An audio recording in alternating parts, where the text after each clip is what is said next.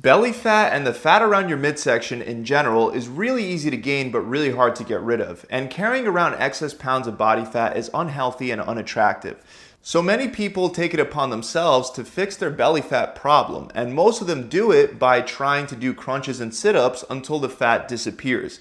But crunches and sit-ups are some of the worst exercises you can do because they don't burn a lot of calories at all, and unfortunately, you can't target the fat on your midsection by doing ab exercises. So truly the best exercise that you can do to reduce your belly fat is the exercise of self-control when it comes to your diet and what you eat on a daily basis. However, even though your diet will always be the main determining factor for how many calories you take in, there are certain exercises that burn far more calories than others, and these exercises can be used to boost the amount of calories you burn on a weekly basis, which will help you burn more fat from your whole body, including the fat on your midsection. And the first exercise that I want to start with is a simple medicine ball slam.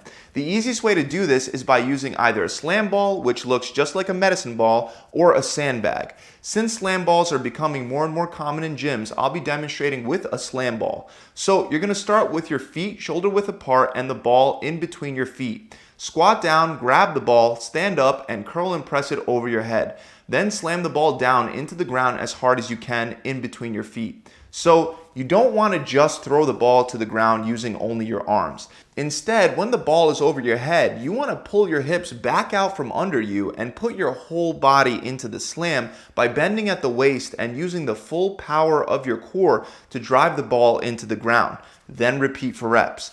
This same exercise can be done with a sandbag in the same exact way. And if you don't have access to either one, then you can literally make your own sandbag with the bag that I have linked up in the description. Just add sand and you're good to go. Another great exercise that'll get you really winded is the cable wood chopper. To set this one up, you're going to bring the pulley to the bottom of a cable cross and attach a D handle. Then while standing with the D handle at your side, bend down and grab it with both your hands. You can either interlace your fingers or simply put one hand over the other. So this is your starting position, standing straight up with a D handle in both hands at your side. From there, you're going to squat straight down, stand up, and with your elbows almost fully locked out, you're going to rotate the cable from your hips at an upward angle over your opposite shoulder. Then bring the cable back to the starting position while still keeping your elbows almost fully locked out, and then repeat for reps on one side before switching to the other. Don't make the mistake of bending and extending your arms on each of your repetitions. This should be a rotational movement. And keep in mind that most people don't perform exercises that develop rotational strength. And this is a big problem because almost all injuries occur when a rotational force is involved. So strengthening with exercises like the wood chop can really help prevent potential injuries. Next, we have one of the best calorie burning exercises period, the weighted burpee. To begin, you're going to grab two moderately heavy dumbbells that you can curl and press over your head. Then stand straight up with both dumbbells hanging down at your sides. Squat down as you bend your back and plant both dumbbells around the outsides of your feet. Then jump your feet back out into a push-up position and perform a push-up onto the dumbbells. After that, hop your feet back in between your hands and stand straight up with the dumbbells. When lifting the dumbbells off the ground, you want to do it with good form, as if you're performing a suitcase deadlift. So make sure that you maintain the neutral curve of your lower back as you stand up. And then you're going to curl and press those dumbbells over your head. Finally, lower the dumbbells back to your shoulders, then bring them back to your sides, and then repeat for reps. Now, if you're a beginner, you can do these with just your body weight, and instead of jumping your feet out, you can walk them out and back in for less impact. Let's move on to kettlebell swings, and kettlebell exercises in general are very good at boosting the heart rate and helping you burn a ton of calories. In fact, according to the American Council on Exercise, the average person can burn 400 calories in just 20 minutes with a kettlebell workout. This equates to 20 calories being burnt per minute, which is the same as running at a 6-minute per mile pace. And the staple kettlebell exercise in every routine is the kettlebell swing. So to begin, start with your feet a little wider than shoulder width and the kettlebell out in front of you. Bend your knees, grab the kettlebell with both hands, and remember to keep your arms straight and relaxed throughout this entire exercise. It's not meant to be an arm exercise, but rather a hip hinging exercise. So lift the kettlebell up, relax your knees, shift your body weight back into your heels, and lower your butt backwards and down as you swing the kettlebell behind you in between your legs. Then drive through your heels and explode through your hips. This explosive hip hinging motion should send the kettlebell swinging upward. It's very important that as you pop your hips forward, you also stop them and don't allow them to go past a neutral spine. Pushing your hips forward too much will hyperextend your spine and will more than likely lead to a back injury. So pop your hips, then squeeze your core and your glutes to stop at neutral and aim for the kettlebell to come up to about chest height, with your arms still extended out in front of you. Then allow the kettlebell to come back down as you shift your weight back on your heels, hinge your hips, and catch the weight of the kettlebell as you use the momentum to go straight into your next rep. Keep in mind that this is not a squat with a frontal raise. If you're muscling the kettlebell up using your shoulders, you're doing it wrong. Another kettlebell exercise that'll burn even more calories is known as the kettlebell long cycle, but you should only perform this exercise after you've already learned how to do regular kettlebell swings well. To begin, you'll have 2 kettlebells on the floor in front of you. Bend down and grab one in each hand. Then swing both in between your legs with your hands in a neutral position. This part is the same as the kettlebell swing, except after you pop your hips forward, you want to quickly tuck your elbows tight into your ribs and bring your hands together under your chin. This should create a pocket to catch the kettlebell in.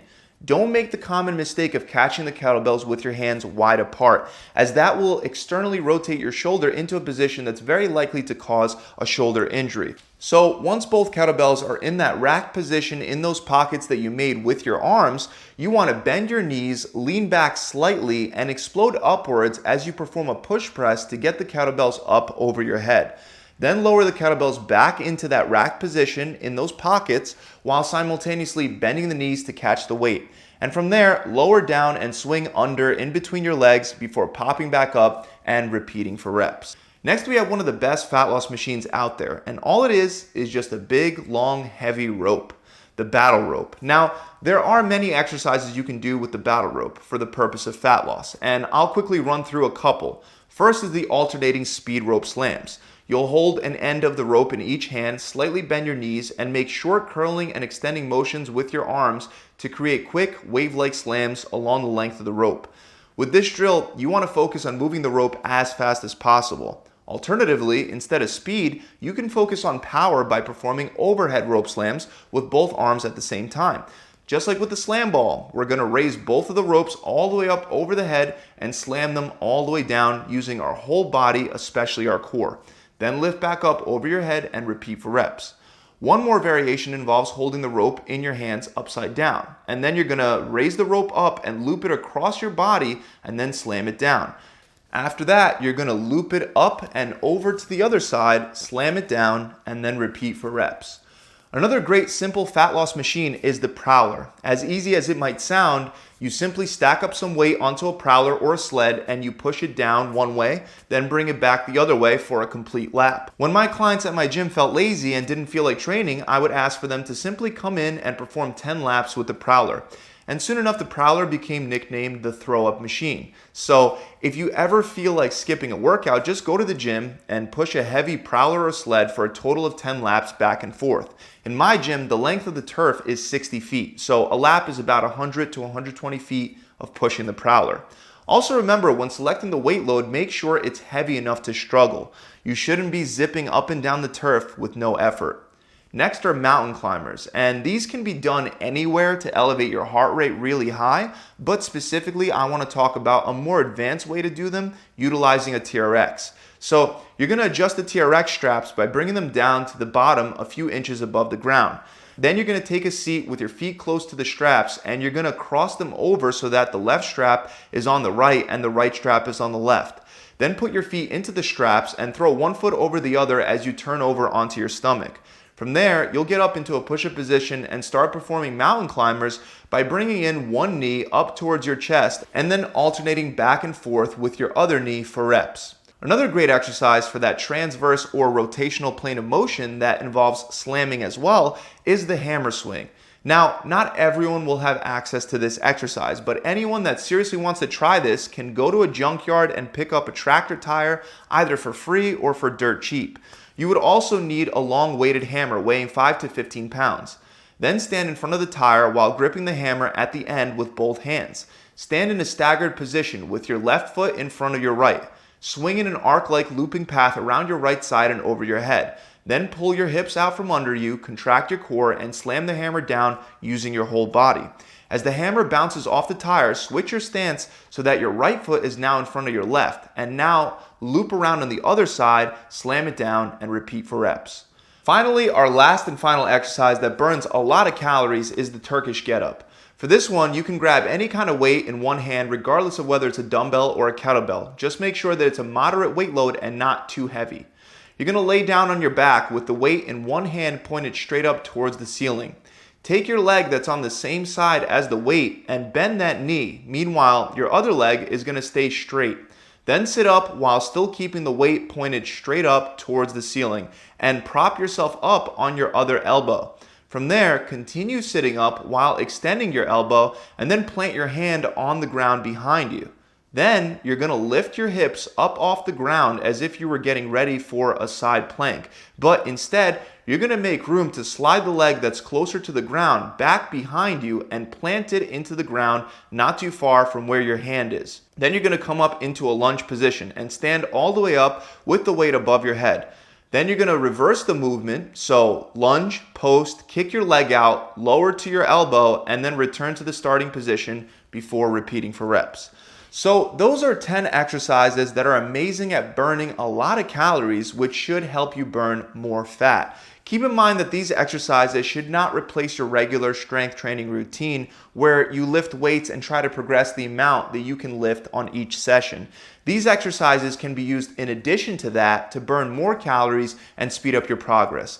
An easy way to combine all of them into a fat burning workout is to do each exercise for 10 interval rounds of 20 seconds on and 10 seconds off. Then take a minute break and move on to the next exercise. It's going to start off pretty easy, but I promise you, you'll be sweating buckets by the end.